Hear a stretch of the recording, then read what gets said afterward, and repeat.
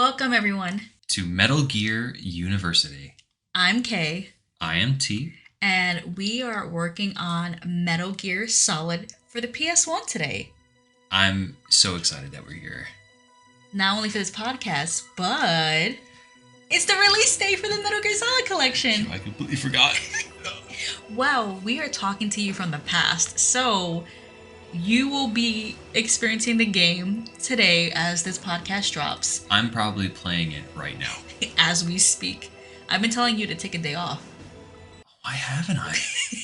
Fuck. Oh, it's too late now. It's too late, but it's okay. You'll have the night. And we'll probably be streaming it tonight, so look forward to that. But happy podcast release day. Happy Metal Gear Solid collection release day. Tom, how do you feel about this collection being released? I'm genuinely excited for new fans to be introduced into this series. I feel that Metal Gear fans are a very passionate fan base, but they're like, let's be real, guys. We're a very old fan base, and I would love to see new fans. Some new blood. I would no. It would warm my heart to go on Twitch and to see everybody playing Metal Gear Solid with the tag first playthrough. Oh, we have friends who are big retro streamers, and they haven't even had a chance to play these games yet, and now they will. They have a chance, and it makes me genuinely excited to see. And think about all the new content. Like, for example, there's an artist we follow on Twitter. I believe her name is Oh That's Raspberry, Maddie. Mm-hmm. And she started playing Metal Gear for the first time, I think, last year. Mm-hmm. And think about all the comics she's released because of that. Think about all the new people who are going to make YouTube analysis videos, who are going to make more podcasts, artwork. Like, I'm so excited. Like completely genuinely speaking here, I'm genuinely excited for that. I love to see new people be brought into this series. It's my favorite thing in the world. a hope I have for this series is that, or this collection rather, is that you will begin speedrunning. Yes, okay. At the risk of going off into a whole side journey here. Mind you, we have a timer. So behind the scenes podcast stuff, Tom and I are trying to get better at this, fix audio levels, but also we realize we go on tangents a lot. So we literally have a 10-minute timer going for the intro. But I was a aspiring speedrunner for Metal Gear Solid 3 until my PS3 busted. Now I have no proof. I'm basically talking shit. There's not even like a photo evidence. There's nothing. But just you're gonna have to believe me when I tell you that You heard it here first. That if I got the mechanics for the boss fights down a little bit more, I would have been the 10th best in the world. You say that with no proof? I say it with no proof. I'm aware of this, but you're just gonna have to believe me. Tom wants you to know that he could be rank number 10 in Metal Gear Solid 3 speedrun. I could do it. I could do it. But here's the thing: with the Master Collection, I could train again, and I could try. You should do it. Tom is someone, I've been hearing about Metal Gear for the past 10 years, but he's someone who also told me that when Metal Gear Solid first came out and he played it for so many moons, he would wake up early at like 5 a.m., you said, and play it before school started. So you can go to school and tell people you beat it in the morning. Yeah. Yeah, I would. Aw. Like what, 8, 9 years old? Not 8 or 9, maybe like 10 or 11, I'd say. Still too young to be playing this game, maybe. Yeah, way too young. I think it radicalized you. I'm gonna be honest. I think it was probably one of my awakening things. Because we talk about Metal Gear and Metal Gear 2 being political. This game, it beats you over the fucking face with it. It's wild. If you're one of the, I hate politics in my games, you can press play. You can stop this podcast right now because it goes in. Mm-hmm. And Kojima does not shy away from that in this game or in any future games. None. The entirety of the Metal Gear saga is political. Like, you can't play these games without political intrigue being just thrown left and right like nonsense, Yeah, so that is something that, we want to kind of put to the forefront that, like, it's really going to represent things that actually happen in the real world. And it also goes into I would say questioning how certain governments act, how certain agencies act, and whatnot. Um, it's beginning here, so everybody buckle in, buckle up. I don't know the phrase, but yeah, happy Tuesday, happy release day, and welcome back to the podcast. I hate this part because I know what's coming up.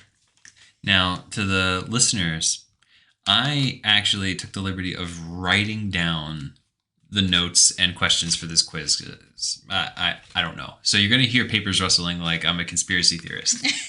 Um, but that also Pop quiz time. Yes, it is. It is pop quiz time. But that also gives me the benefit of having Kay not being able to see the questions or the answers. So, with that said, question number 1. What gaming systems does Metal Gear 1 and 2 play on? Oh, the video gaming system, right? Yeah. I am going to have dramatic pauses so that the listeners can have time to answer, and not because I don't know the answers myself anytime. Mm-hmm. Just want to clarify that. I'm sure. The gaming systems that Metal Gear and Metal Gear 2 live on are the MSX and the MSX2 respectively. Congratulations, you got it right. Yes, so good. Question number 2. Name 4 members of Snake's support team. My favorite, Johan Jacobson, the zoologist. Our favorite one. Our favorite. My personal favorite, Master Miller. That's 2. Holly White. 3. And Colonel. 4. Colonel Campbell. What's his first name? Oh, I'm blanking. Future Tom, help. It's Roy Campbell. I don't know how I forgot, but it's Roy Campbell. Thanks, Future Tom. All right. Question number 3. What did the message found on the carrier pigeon on the roof say? Oh, it had a note tied to its leg, right? Yes. The message on the carrier pigeon said WIS point O lowercase h IO. So whiz.ohio. Mm-hmm. However, when you flip the note upside down, it's a codec. That allows you to call Dr. Keo Marv. Correct. Thank you. Wow, you're doing amazing. Next question. Oh no. True or false? Snake and Holly White got romantically involved by the end of the game. False. Snake actually dips at the end of the game. They turn back to him to ask him a question about the cartridge left by Dr. Keo Marv, and he's gone. Yeah, he left like Batman. So false. Question number 5. Is that true or false? Was that... Oh, I'm sorry. You were correct. It was false. I need that validation. I'm sorry. It's okay. Question number 5. What is Metal Gear D's weak point? Metal Gear D's weak point is its legs. Correct. Yes. Question number 6. Name and describe Gustava's current employer. Gustava's current employer, I believe it's the STB. It's a Czech Special Forces, police force.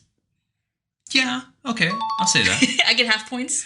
STB, it was like a secret police for Czechoslovakia. Okay, yeah, that's what it was called, the STB, right? Yeah. Okay. You know what? I'll be honest. I'll give myself half points for that. You did good. Okay. All right, last question. I'm not peeking at the answers, but don't hide them now. Yeah. Tom, I thought there were 8 questions. Tom numbered them. I took a little sneak peek just because I was trying to see how many questions were left, and he numbered them 1, 2, 3, 4, 5, 6, 8. Yeah, I don't know why. It's literally question number 1, 2, 3, 4, 5, 6, 8. I like to think you just blacked out, you just zoned out and wrote these questions. Like, Maybe. I don't know why I did that. I don't know why I so did that. question number 8, not 7. Not set. Question number 8. Question number 7 is the question that we took along the way. I don't know. Question number 8. What was Big Boss's motive, and how did he intend to do it? Oh, so this is a short answer Yes. question. Oh. Damn. Big Boss's motive in Metal Gear 2 Solid Snake was to create a Metal Gear that he can use to threaten other countries with, because he wanted to be the sole one in power with the only nuclear warhead. He wanted to continuously create wars and taking the orphans and refugees from wars to train into the new soldiers for the next war. And he just wanted to have this continuous cycle. And he was going to do that also using Oil 9, which is never referenced again in any other Metal Gear game. And at the root of it, he just loved war. He didn't care about sex or money or whatever. He just liked fighting and being in battle. Correct. You did it. I'm very proud of myself. You graduated Metal Gear 2 Solid Snake 101. What do I get? This we'll talk about it later on in a later date. Anyway, let us know how well you did. I'm curious to see if you, like me, got 100%, right? Or if maybe you need to go back and play the games, which you'll be able to today. Hooray! But, we have about 6 minutes left in our timer. We did good. So we're doing great on time. We want to make sure this, our last episode, we loved it, but it was also an hour and 47. And we're trying to make some bite-sized episodes for all of you on your commute to work or commute home.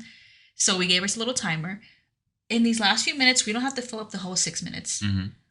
Are you planning to do a full playthrough of the games again with this collection? Oh, hell yeah. Now, I don't know if I'm going to be streaming them. I'll definitely do a celebratory stream, but I wouldn't have gotten this collection if I wasn't planning on playing it. Okay. I wanted to ask you again. I am curious if there is any other concerns or goals you have with this collection, or does it lie with maybe the Metal Gear Delta? I'm just curious, like, your thoughts. I don't think we ever talked on that. Yeah, well, with Metal Gear Delta, I'm hoping for the best. There's not a real reason to assume the worst as of yet. And Metal Gear Delta, for new folks, Konami is planning on remaking Metal Gear Solid 3, which is canonically the first in the Metal Gear Solid timeline. Yeah. And they're calling it Metal Gear Solid Delta. And they're doing it with modern graphics, presumably modern controls. Presumably the same voice actors. So they released this collection first, and there's no release date for the remake. But for this collection, you really have no concerns, right? No, you're not concerned about frame rates or... No. A lot... Now, I'm not a developer expert by any means, but I know for a fact that the frame rate resolution issue is mostly spoken by people who do not know what they're talking about. Hot take. It's a hot take, and I'm taking that take. Now there's a difference between like emulating a frame rate and actually putting in a frame rate on a developmental side. I see what you're saying. Like when people emulate and they're able to like max out, like make a game run faster on their end. Yeah. As opposed to what a game is it's intended. Yeah. Like for example, someone posted on Twitter the other day showing how Metal Gear Solid looked like at 4K running at 60 frames a second. And when I tell you it looked like complete garbage, it looked terrible. And no one wants to play that. Yeah.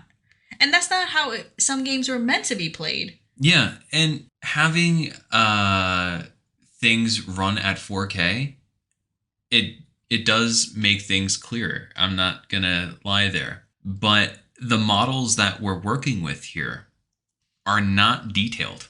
So you're going to do if you up it to 4K with games of this age, it's going to show the imperfections even more.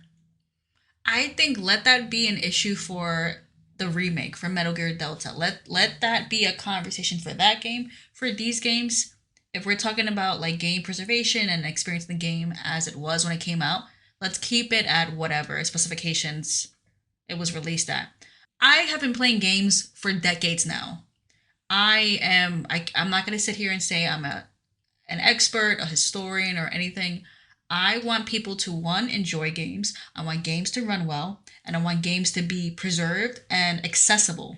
And I am excited for this collection because it's going to be, like you said earlier, accessible to a new host of people, a new crowd of people, and that is at the bare minimum what I want. Yeah, exactly. And I've been saying for years and years and years to an embarrassing amount of degree that all I have ever wanted was a simple port. Nothing fancy, just a simple goddamn port.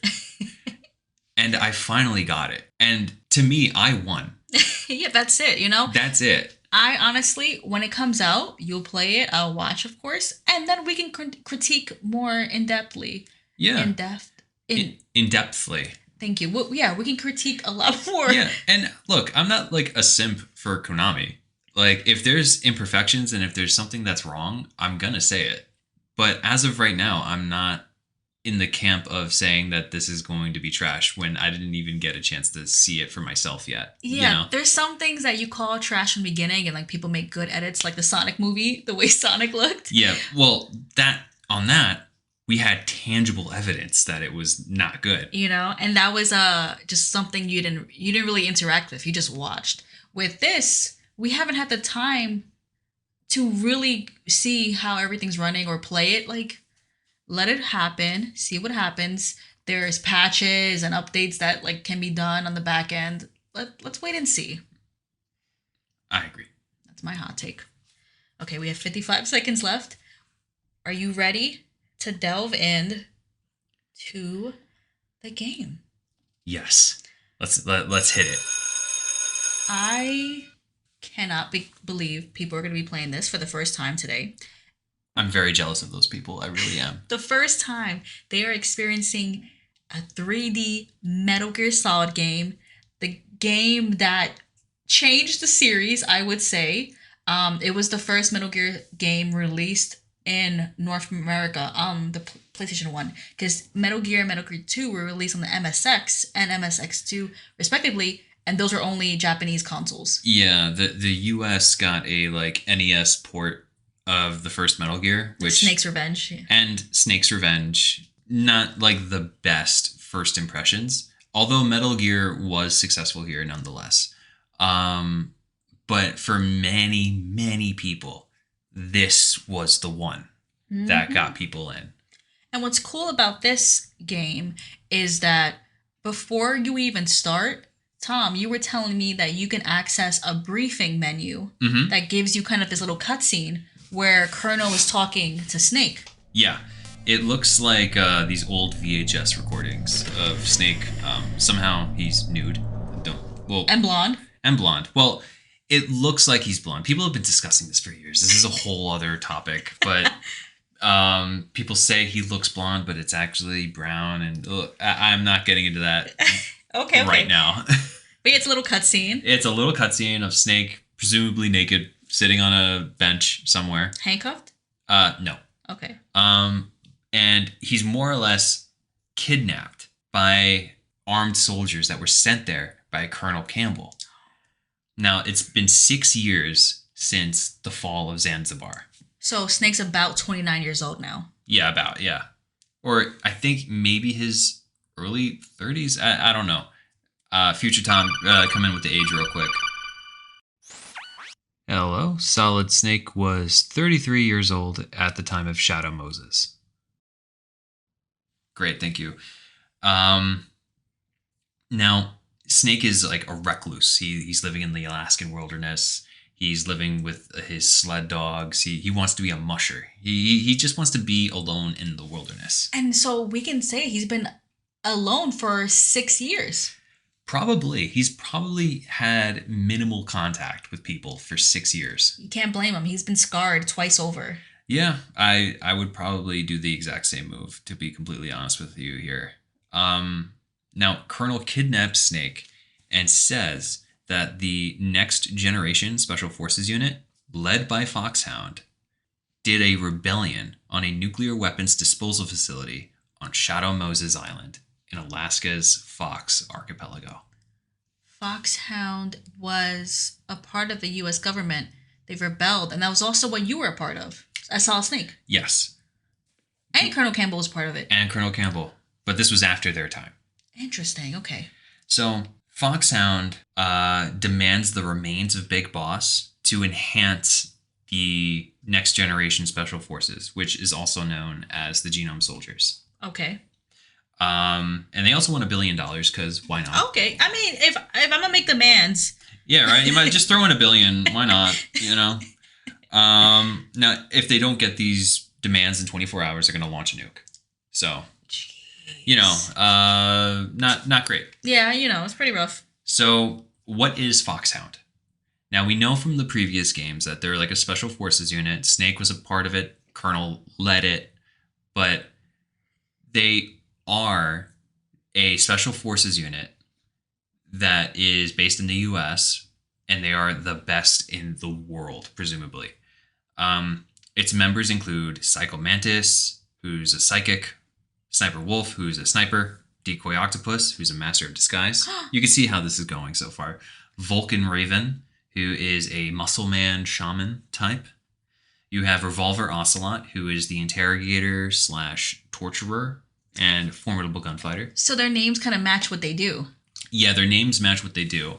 And the animal matches like their personality. I see. So, for example, let's just pick out one. Revolver Ocelot. Now, Revolver Ocelot likes revolvers. I know. Crazy, right? Wild. Now, their role in Foxhound is their interrogator and their torturer. Oh, and like a cat. An ocelot is a cat, and cats are known to play with their food before they eat it. Tom had to tell me what an ocelot was. I didn't realize it was a cat. I thought it was an otter. Revolver otter. That's somewhere in a different universe. I think otters are like, they play with their food too. I think they're kind of rough, from my understanding. We'll have to see. Who knows? Future Tom, please let me know. Are otters dangerous and scary?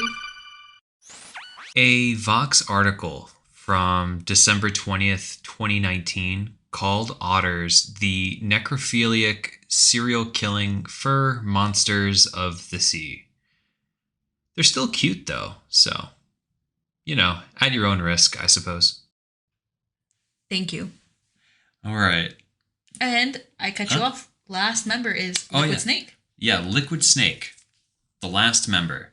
Now, they're the leader of the unit and the owner of the same code name as Solid Snake. Now, Solid Snake and Liquid Snake, for some reason, both have the same code name. We're going to get into that later. Don't worry about it. Is Solid called Solid because he's hard? Next question. Okay. For some reason, this rule for Foxhound does not apply to Solid and Liquid Snake. Interesting. Okay. Now, some people say that they're called Snake because they like to crawl on the ground, but okay, fair. They're sneaky, or like you don't see them until it's too late, kind of. Yeah. Interesting. Now, that's just spitballing here. Yeah, that's all speculation. But if we're going through how Foxhound operates, I just wanted to question about Snake. Okay, so. Oh yeah, I mean you could assume that is what they would be known for. Mm-hmm. Now you're probably wondering, who is Liquid Snake? Well, Liquid Snake was a member of the British SAS who, as a teen, fought in the Gulf War, and then they just disappeared for several years in Iraq. They were presumed to be a prisoner. Oh, wow. They resurfaced and joined Foxhound. And at the moment, that's all we know. Casual. definitely there's not any trauma there or No, forget about it. Just bury it deep. He disappeared and was like, I'll lead this group. Don't worry about it. Yeah, just bury that trauma deep. Don't talk about it. Don't feel anything. Just soldier on and just forget about it. It's fine. Just go to bed. You can't see me right now, but I'm saluting. Yeah, that's all you gotta do. That's all you gotta do. Now, since we covered Foxhound, we should do a light overview of the next Special Forces unit. Now, they're also called the Genome Army, and that's a lot easier to say on the fly. So we're just going to be addressing them as the Genome Soldiers or Genome Army. Okay. Now, they were a top secret mercenary group that was bought out by the U.S. government. Most of them are veterans who served under Big Boss. And when Big Boss was defeated, the U.S. bought up their contracts. Okay. There's already a problem there because let's think about Schneider for a quick second. Schneider, Black Ninja. Yeah. Schneider was a soldier under Big Boss, and he felt kind of indebted to Big Boss. So the U.S., let's say he's representative of, let's say, a number of soldiers there. The U.S. could buy up their contracts, but all the soldiers on the base in Zanzibar felt some kind of way towards Big Boss. Don't you think that would be a worry of the U.S. government? Like, yeah, you think that would be a worry of the U.S. government, and it kind of blew up in their face. Oh, because they just did a coup, right? They just did a coup with Foxhound. Wait, you're right. So now, okay, there we go. Yeah, the U.S. government's got a lot of egg on their face. Now, they're called the Genome Army because they were given special gene therapy to enhance their soldier abilities. So, like, they could, they're a little stronger, they're a little smarter. Okay. Heightened sense of ability. Like think of them as Captain America, but like not as good. Not as buff. Not as buff. Think of like 1/4 of Captain America. Like that's kind of like where they're at. But like they're like highly skilled and specialized. Like yeah, they're pros. Okay. And that, like I said, that they want Big Boss's remains so they could enhance them. They want to go to like Super Saiyan. Okay. They want to go to the next level. Okay, and before I forget, Snake has 2 mission objectives. One is to rescue the DARPA chief, Donald Anderson, and the president of Arms Tech, Kenneth Baker. And 2 is to see if the terrorists have the ability to launch a nuclear strike and to stop them if they do. And with that said, Snake refuses. He's just like, I don't want to be a part of this. I don't feel patriotic. I want to go home. I want to go home to my dogs. Oh, okay. So we're talking about right now, like, this is like he's being briefed. Colonel's briefing him on all of this. Yeah. And then Snake's like, I don't care at all. Snake's reaction to hearing all of this is like, get me the fuck out of here. Yeah. I want to go home. Colonel, not in a not great move, basically says that we have enough dirt on you to imprison you for the rest of your life. So great. But then he doubles down, and then he also says, but I know I don't even have to do that because I know that this is what you live for. Oh, wow. So like you diss the shit out of him, and then you're also like, yeah, you like this shit though. I don't even need to threaten you. Wow, what a loser. Right? So what's funny in him saying that is that in the last game, Big Boss told him a similar sentiment. Big Boss went to Snake and to Solid Snake and said, You're just like me. You like this. You like war. You like being on the battlefield. And I'm so mad right now because I can only imagine what Snake might be thinking to hear that same kind of sentence coming from Colonel after being kidnapped and forced back into this mission. It's rough. It's got to be rough. Has anyone ever asked Snake how he feels? No. Probably not. He's been isolated. So you're isolated with your dogs, and then you're kidnapped, and you're like, yeah, get back in this shit. Come on, let's go. It's like an abusive relationship with this guy. Oh, this is horrible. Now, Colonel kind of opens up on his end, the ass. Now we're supposed to feel sympathy for him now. He says that he was brought in because his niece was kidnapped. Well, not kidnapped, rather. She was held prisoner in Shadow Moses. You see, she was a transfer. She's in the military, and she was transferred up to Shadow Moses before this incident took place. How convenient. That's a weird coincidence. It's definitely an odd one. Maybe it was on purpose. Maybe it wasn't. We don't know yet. So he was brought out of retirement to come back and do this because To help. yeah. Okay, so now you kind of have a third mission now too. To rescue his niece, whose name is Meryl, by the way. Meryl was just in the wrong place at the wrong time, and she just got held prisoner. That's pretty much her deal. Now, with Campbell is Dr. Naomi Hunter. Now, she's a genome specialist. She's basically the brains behind the genome soldiers. She helped make them. And with her, you have Mei Ling, you have Master Miller, who is a survival expert. Oh, Mei Ling also saves your data. Don't want to skip over that. You got some women in STEM right now. Yeah. Ooh, Yeah. okay, representation. I like You have Nastasha Romanenko, who is a nuclear weapons expert. Also, can't skip this either. Naomi Hunter injects Snake with nanomachines, which are casual. just these tiny little machines that are flowing within Snake's body. They temporarily stimulate him similarly as the genome soldiers. Like, he's a little bit smarter as these machines live in his body for a short period of time. Don't they make him like less cold too, or less susceptible to hypothermia? Yeah. Because we were in Alaska. Wow, he's pretty good. Yeah, it's not bad. Would you want to be injected by nanomachines? If it's been tested, yeah, sure, why not? I'll give it a shot. But it's also giving him the ability to communicate by codec, which is like a small little radio in your ear. Oh, that's cool. Okay, so he doesn't need the transceiver anymore. He has a little like he's got like a little thing in his ear. implant, right? Yeah, it almost like it. Okay, cool. So Snake reluctantly agrees and proceeds to head to Shadow Moses. Now let me turn the page here because I for some reason I hand wrote my notes. Yeah, I'm over here working on a Google Doc, and Tom's like, I got the book from the closet. And It's like a tome. writing down everything.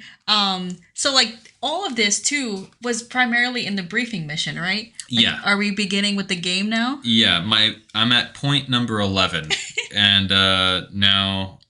Yeah. So you're talking. I know you were mentioning like Mei Ling and Master Miller. I mean, I would say in the briefing mission, it's giving you a really in-depth summary. But when you start the game, you're given like a concise, like 2 sentence. This is where you are. Here's what your goals are.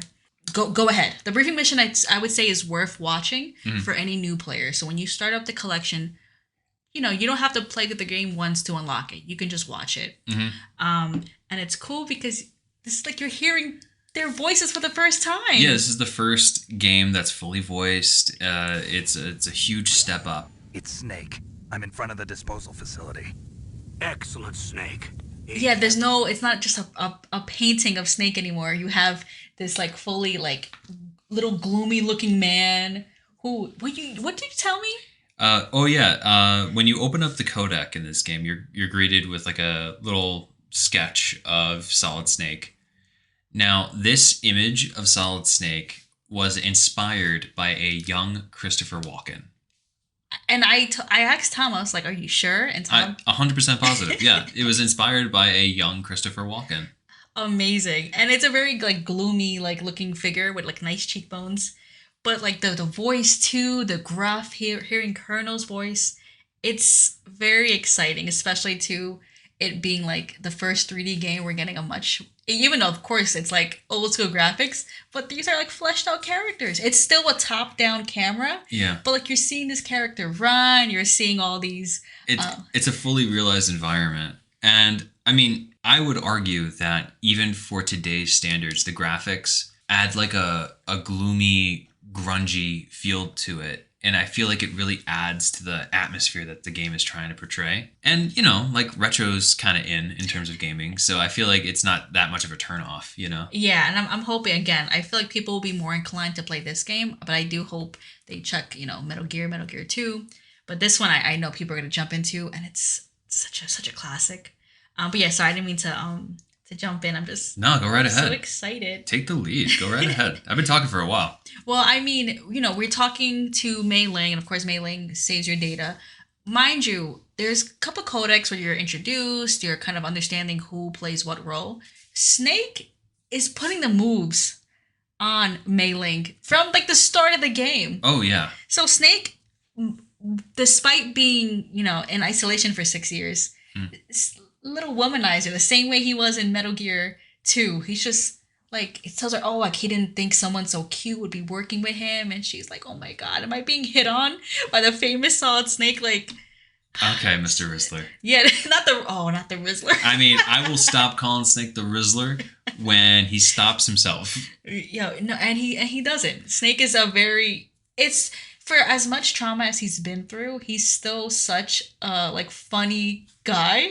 Yeah. Like there's moments in this game where you kind of laugh at what he does because he's almost as like he's almost a little awkward too, like for this like really high tech soldier. Yeah, I've come to think that, I mean, not to overly analyze Snake at the moment, but I feel like he does this as almost like a defensive mechanism to like have him get out of like social interactions without people really having to talk to him, and he puts on like a front. I see. So they don't delve deeper. It's like funny, haha, and then we keep the conversation going. Yeah, like you know how they said that like the funniest people you know are often the saddest ones. That's what I mean. Oh, he's just putting on this front. Oh, do you want to think about this? And he would. I mean, he has every reason to be sad.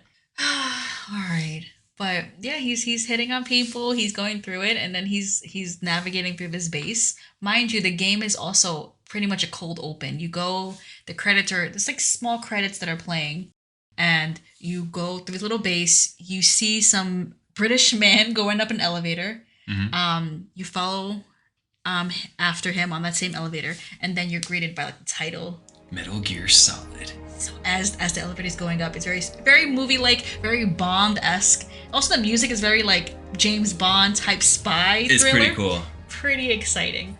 But it's very reminiscent. I got the real feel of like this is like Metal Gear 2 put in 3D. Like it's a similar type of like you can see how the enemy movements are kind of realized in this 3D space. You can see kind of like sneaking through vents. It's cool to like put it in this kind of like fleshed out environment. Mm-hmm. Like Kojima was really like using the PS1 to its fullest capabilities. Oh, 100%. Snake sees this British man go up in a Hind D. It's returned. And he's going off to fight off some F-16s that were used as a distraction for Snake to get into the base. Perfect. So it's working. The distraction's working. So far, yes. He's in front of the base, and they don't know he's there. So far, so good. Okay. He's then briefed by Mei Ling on how his Soliton radar works, which, in short, it's more or less like the radar from Metal Gear 2, only this time you're greeted by the cones of vision that the soldiers have. So instead of just a dot, you can see kind of like this green triangle that kind of extends out of them. Yeah. And it helps you just kind of like position yourself so you're not in their field of view. Yeah. And, this has been like a meme for years at this point. But for genetically enhanced super soldiers, the genome soldiers can only like look 4 feet in front of them. But so skilled. That's neither here nor there. Mei Ling also says that the DARPA chief and the ArmSec president will show up as green dots on the Soliton radar. So she's just like, keep an eye out for a green dot. That reminds me of Dr. Madnar back in the day. It was the same kind of setup. Very similar. Yeah. You're going to see a lot of that. A lot of callbacks, right? A lot of callbacks. And with all of this briefing out of the way, Snake enters the facility, but he's also contacted by one more person. Master Miller. Makes contact with Snake. He says that Campbell called him to help him out with the operation. Snake is actually really relieved, and he says There's no one I'd rather have in a foxhole than you. And Master Miller looks so cool with his sunglasses. He has a cool voice, and he's so willing to help. It's a very good rendition of Master Miller. I would say they did a good job in bringing Master Miller because, as opposed to Campbell, Colonel, who was kind of threatening and like really not really giving Snake any reason to want to be a part of this, having Master Miller on his team, I think would be a moment of reassurance to him. Yeah, and I would feel that Miller is probably one of the last people that Snake probably 100% trusts. Yeah. So good job having him on the team. Yeah. So Snake heads down to the lower levels, and lo and behold, he sees the first green dot, and it belongs to the DARPA chief. Yay, Donald Anderson is here. He's here.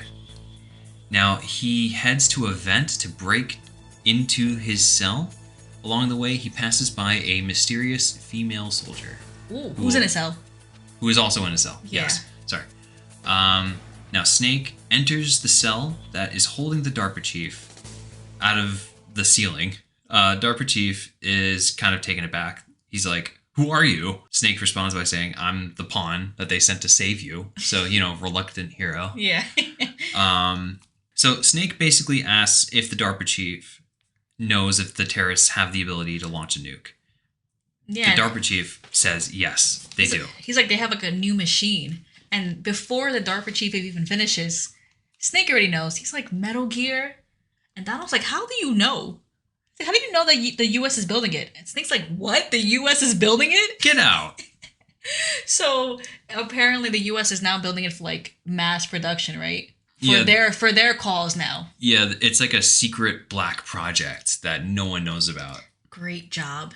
So Donald Anderson, who is the DARPA chief, and Kenneth Baker, who is the Arms Tech president, they were initially there to see the final test launch of the nuke, right? Mm-hmm. They were there on the base as part of the U.S. government, and that's when Foxhound revolted.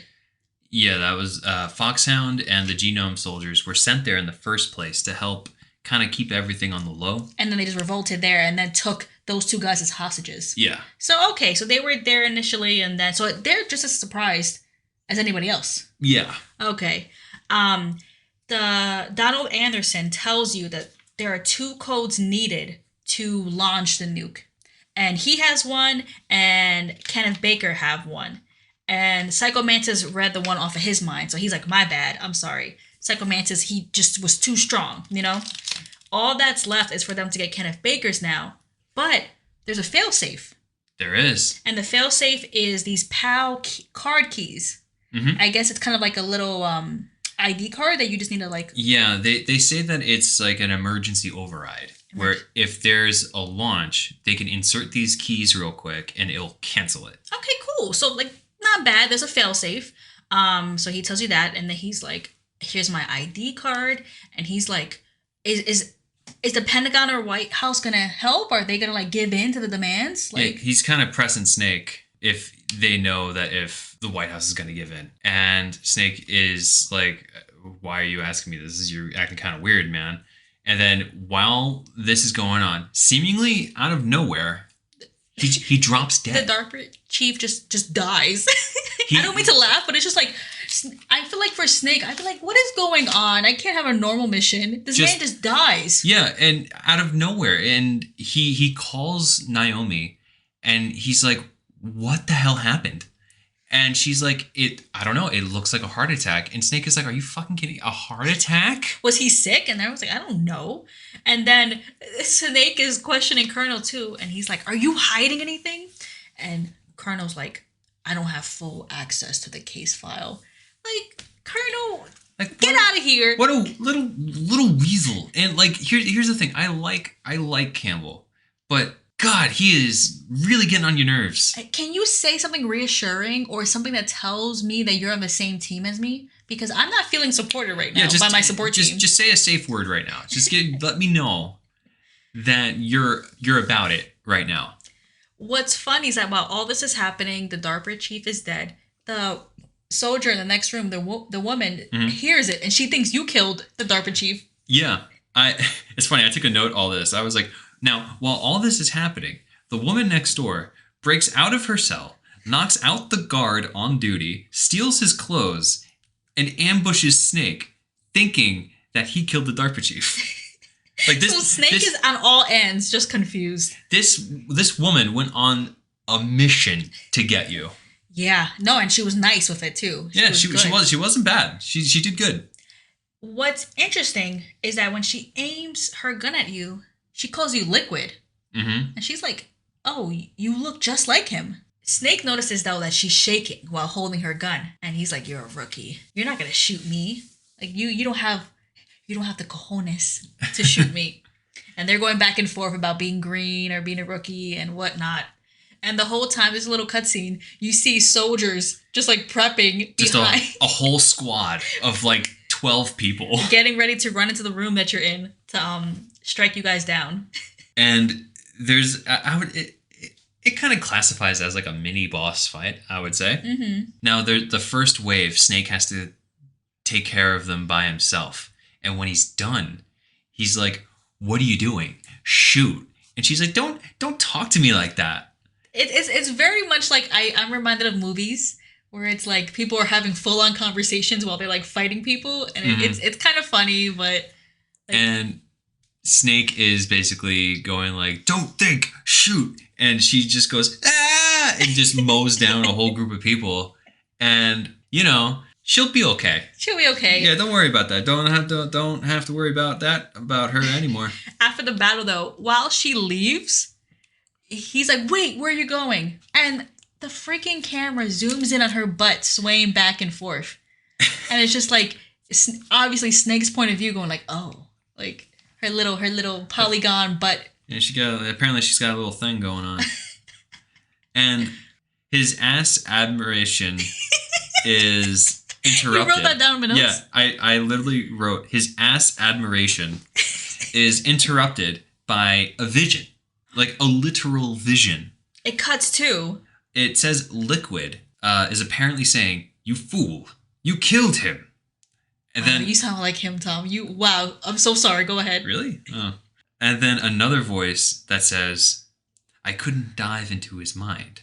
Then lastly, "Boss, I got an idea."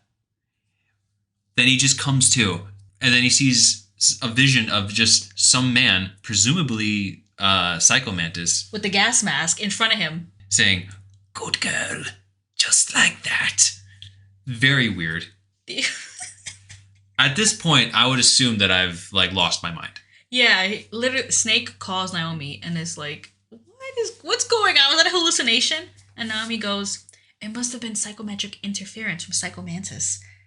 And she's basically said to think of it as a mental feedback loop.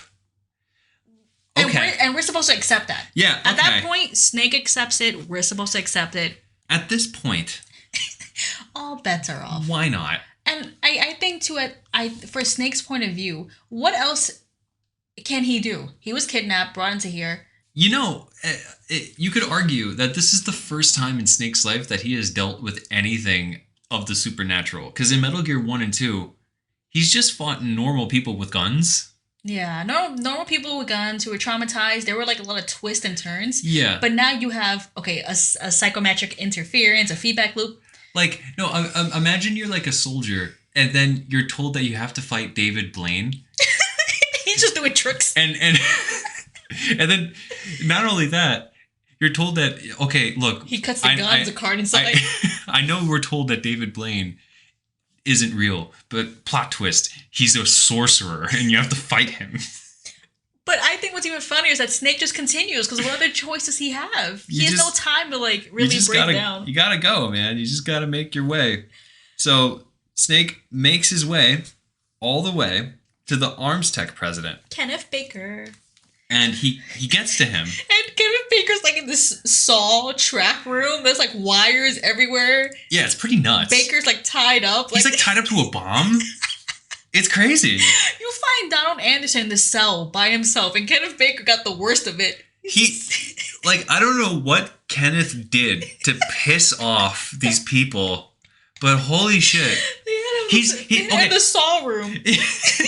And then not only that, he's cemented in. because you can only get to him by blowing up walls. I forgot about that. So like they put him in like the most death chamber possible, and they walled him in, going like, "You'll never get out of here." Yo, he pissed somebody off. And then, so you go in there, you see him in this death trap, and then who comes out but Revolver Ocelot? And this man is doing cool gun tricks. He's just flipping guns, and he's like, "You know why they call me Revolver?" Blah blah blah. Yeah, he's simping over his gun. Which, did you know it's the greatest handgun ever made? It's the Colt Single Action Army. Now, he is their interrogator. I would assume that maybe he put Baker in this saw-like contraption. A little theatrical, but you know. You need to have some fun with I guess if you're gonna do these terrorist acts, and you want to have a little fun. Yeah. So the first real boss fight of this game ensues. You fight Revolver Ocelot. You're running around the room with the booby traps. You literally more or less run in a circle. Mm-hmm. Now, what's interesting about this fight is you have to time when you could attack him with his reload. You could tell how many shots he's got left in his gun. So when he's out of ammo, you're free to like pop out and get him real quick before he has the ability to fight back. I feel like one of the phrases he uses is, "I love reloading during a battle." I think he says that. It's just like a little. I think it's like an audio cue. Like, okay, you can get him now. Yeah, and he gets like a little weird with it. Like I might not be saying it verbatim, but it's something along the lines of like, "There's nothing like putting a bullet into a well-greased chamber." Okay, Ocelot. He's getting a little weird with it, but okay. You know, we're gonna leave it there. So Snake bests him during the battle. He doesn't necessarily defeat him full out. It reminds me of like when you reach a second phase of a boss. Like there's a cutscene that like there's more explanation of like the character's role or the story. So you defeat his health bar. Cutscene happens, and he's like, you have the voice. Go ahead. You're pretty good. Just as I expect with the man with the same coat as the boss. But I'm just getting warmed up. I'm literally saying this from my mind. Yeah, literally. He was looking at me while he said it. So he says that, and then you think, okay, second phase of the battle. But before you continue, I wrote in all caps, this invisible ninja runs in and slices off Ocelot's hand. This ninja has abs through his suit, and it's just like, Ocelot's hand is gone. He slices it off. Kenneth Baker in the cement wall recognizes the suit. He goes, that exoskeleton. Now, Ocelot is taken aback. He's holding his own hand with his other hand. And he's like, can't you even die right? He's talking to the ninja. He's like, can't you even die right? You were lucky, he says to Snake. We'll meet again. And then he runs away, which, you know, understandably, I would too. I just lost my fucking hand. You know, good move on his part. And at this point, you're stuck in the room as Snake with the ninja. And Snake obviously points the gun at the ninja. It's like, who are you? Who are you? And all he has to say is, I'm like you. I have no name. These cryptic riddles, like... terrifying. Also, cool voice. The voice actor we got to meet in person, so cool. Mm-hmm. Cool ass voice. He's like, yeah, all these riddles, like, oh, I'm just like you. But my favorite part about this interaction is after saying those two lines, the ninja just starts screaming and convulsing. He just screams in pain. And his head is kind of like that Silent Hill head shake. His head's going back and forth. He's screaming. Like real fast. And then he just disappears out the room. He just runs out. Terrifying. That's terrifying. I don't want to ever interact with that man ever in my life. Hopefully he won't come back. Like, imagine knowing that, like, a person like that is, like, in the same building as you. Terrifying. Why don't we ever see Snake cry? Just break down. I would cry after that. I think that's a perfectly acceptable time to cry. I agree. So now you're alone with Kenneth Baker. And he asked, did Jim send you? Like from the Pentagon? Yeah, I believe Jim is the Secretary of Defense. And little known fact, Jim Houseman is the full name. He's the official head of the operation. I see. Okay. So Kenneth Baker's like, were you sent to help me? Who sent you? Snake's like, no, like, I'm not answering any of your questions. Did you give the code to Psycho Mantis? And Baker said that he talked. Psycho Mantis couldn't read my mind because all of us have implants in our mind to stop Psycho Mantis. And Snake is taken aback because the DARPA chief said that Psycho Mantis read his mind. So there's already conflicting. Yeah, and even Kenneth Baker is saying, like, are you sure you heard him right? Like, they can't do that. They had to torture me. Yeah. I was made to prevent mind reading. I wasn't made to prevent torture. Yeah, they broke his arm in the process.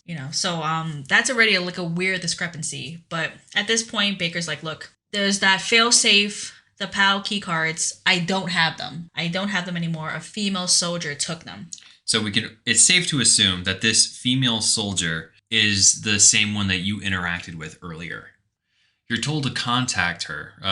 It's officially confirmed that it's Meryl. That's Colonel's niece. It is Colonel's niece. We're told to contact her. And Baker says, you can contact her at the frequency, what? I forgot. Like, yeah, it's a really comedic little section. Yeah, but then he chimes in a few seconds later. He's like, oh, I remember. It's on the back of the CD case.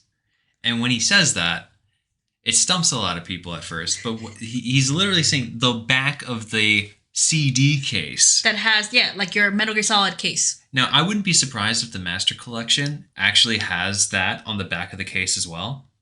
Oh. I wouldn't be surprised if it didn't have that. Wait, yeah, that makes you wonder what they're going to do. No, they do that on the Master Collection too. I actually have it, right? Yeah, Here. Tom's turned away to the mic, so it might be... Look, it's just on the shelf. They don't have it here. Never mind. I thought that they would. You see, that's what I'm saying. So, okay, never mind. I know for that collection, I think you can see the cover art in the files, can't you? Yeah, you can see the cover art. That's so weird. That's like a Mandela effect. I could have sworn that Meryl's Frequency was on the back of the Legacy Collection. Well, in any case, it's on the back of the CD case of the PlayStation 1 version. And you contact her through that number. But you can't do it yet because you're in a place with strong hormonal frequency, as Mei Ling tells you. Strong what frequency? Like electronic interference. Oh, okay. And while, he's giving you the codec to talk to Meryl, he then goes on this spiel, and it's very much about how, like, there's just this race to power happening right now with all the countries in the world, and that there was never really any peace. There was never world peace. It was just, okay, who can build a nuke the fastest now? It was just like this artificially... Yeah. Apparently the nuclear peace that was described in Metal Gear 2 was a lie, more or less. Countries just got more sneaky with how they did their nuclear arms business. Yeah, the US included. And he gives you a disc that is holding the data of this quote-unquote exercise. Mm-hmm. I didn't know what that meant. Well... I believe it gets elaborated a little bit later on, so we'll describe it later. Okay, so he gives you a disc that holds the data of this exercise and his ID card. And right when he's about to describe who that ninja is, because remember, he recognized the suit, he calls it Foxhound's dirty little secret. And he's like, look, you want to know more as well? Contact Naomi. She knows. And Snake is like, okay, I will. Also, Kenneth also says, contact Hal Emmerich, the lead engineer of this project. If there's anyone that knows how to stop Metal Gear, it's him. So there's a potential other failsafe besides the PAL key cards, and Hal would know. Yeah, Hal would be able to help Snake out if there's any way to physically take down Metal Gear. Man, I wonder if there's like a weakness of Metal Gear. Maybe. Who knows? Maybe it's the legs again. So he's talking to you, talks you to, he prompts you to contact Naomi about the ninja. And then... seemingly out of nowhere... he just dies. Like the DARPA chief. He just fucking dies. You see, but... it's a little bit more illuminating than the DARPA chief. Because as he's dying, some of his last words are, those Pentagon bastards. And Snake is like, what's going on? And he's like, they're just using you for dead. Just drops dead. So you're more prompted to think that something's actually happening and not just a heart attack. Mm-hmm. So on that note, we're going to end the episode here. I know, guys. A lot of broken hearts right now. But we really want to take the time to analyze what's going on and to give it the nuance that it deserves and to make it more approachable to new fans. Yeah, we didn't want this to be a 3-hour podcast episode. We could do it. We'd probably be a little beat at the end of it. But we figured let's break up this episode. So this will be episode 1. Where we don't know how many parts it'll be, but we can promise you it'll be as thorough as it was today. And we'll only have an intro of 10 minutes next time. And so we can spend the full 50 minutes going in. And hopefully we'll get it done by next episode. I can't... I just said we're not going to put a limit on it. Oops. Never mind then. We're not going to put a limit on it. We're going to see and take our time. But thank you all for listening, and hopefully that was helpful. Again, we're going to have a pop quiz, and this time it'll be on Metal Gear Solid Part 1. Which should be fun. You know? Well, let's keep the questions to where we're at in the game. We're going to do questions 1 through 8 with number 7 missing. Why you got to keep bringing that up? So, everyone, I hope you're enjoying the Master Collection. I can assure you Tom is. I assure you that I am. I'm probably playing it right now. Think of any point in the day. I'm either thinking about it or playing it. Everyone, I want to thank you all so much for listening, for commenting, for resharing online. Let us know how we're doing. Let us know about any feedback. Love you all. Tom, thank you for editing this podcast. Future Tom, thank you. You're welcome. And we'll be back next Tuesday for Metal Gear Solid Part 2. Same place, same time, same us. Same us. See ya. Bye, guys.